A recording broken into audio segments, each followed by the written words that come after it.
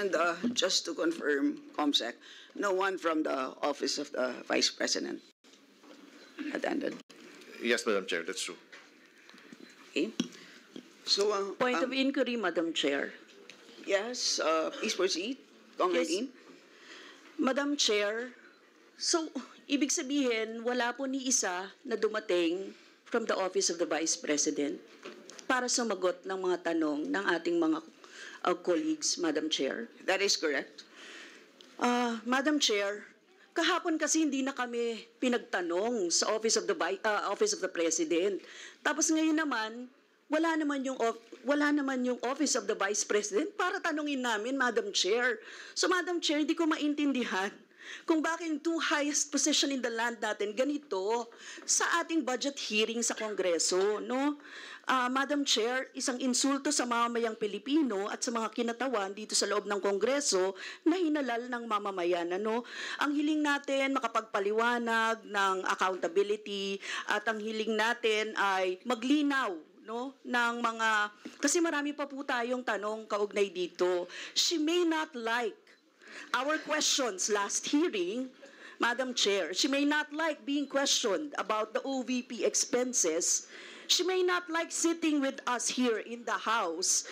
But Madam Chair, she is accountable to the people and she has this sworn duty to the Constitution, being the head of the agency, to be here, no, para po ipagtanggol or malaman natin yung budget niya, Madam Chair. So yun lang, Madam Chair, as a manifestation. Thank you, Madam Chair. Madam Chair, may I manifest also? Kong Arlene?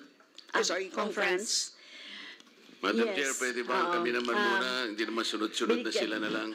Madam Chair, please. So, Madam I'd Chair, I'd so like wala to, pa naman po tayo sa... May I raise a parliamentary inquiry, Madam Chair? Before you proceed, I'd like to remind our members for orderly proceedings, please wait to be acknowledged Yes, before ma'am, you pero- speak. So sa ngayon po, dahil nauna po si Kong France, paunahin na muna natin siya. So Kong France, please proceed. puro sila And na then po I will yung- recognize you after. Kong Dante. Magkakasunod, Madam eh. Medyo nauna lang po siya ng 1 second po. Di ba Kong ang Dante. ating tradition, unang minority, pagkatas majority? Wala pa po sunod-sunod tayo sa naman interpellation, sila. Kong Oo nga Dante. po, pero maski na sa manifestation, dapat ganun din. Nauna lang po siya, so yes po. Kong France, please proceed.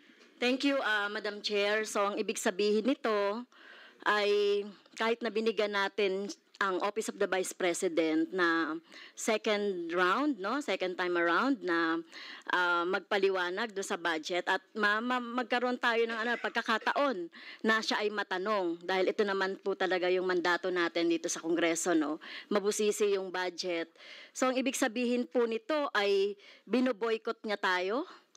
Pagboboykot ito, Madam Chair, dahil wala pang akong natatandaan na ahensya ng gobyerno o executive branch na binoykot ang Kongreso dito sa budget hearing and deliberation. So ang ibig sabihin, Madam Chair, betrayal of her oath of office. Kahapon nakita ko yung kanyang video na ginagalang niya yung power of the purse ng Kongreso. Alam niya na tayo po yung nag-allocate or nagbabudget or nag-approve ng budget ng lahat ng ahensya.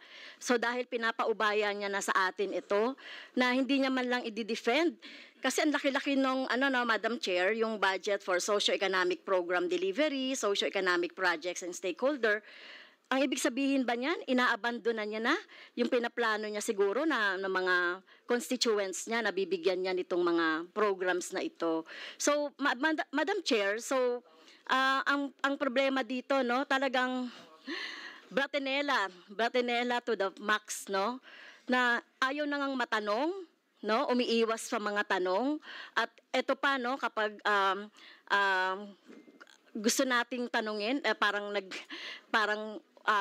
hindi uma-attend doon sa Kaya talagang Madam Chair, siguro later on, kung ano yung later on na lang po, Madam Chair, yung aking magiging pasya dito sa magiging budget at recommendation sa budget ng OBP. So, pasensya na po ang taong bayan, binoykot tayo ng Vice President. Salamat, Kong France. ng ating Vice Presidente na sinubmit na po niya lahat ng mga documents na sa tingin niya ay kakailanganin ng Kongreso sa ating pagkilatis ng kanyang budget. Yes, Madam And Chair. so, yun po But, ang sitwasyon natin sa ngayon. Pwede natin, pagkatapos ng ating interpellation, pwede natin desisyonan kung anong gagawin.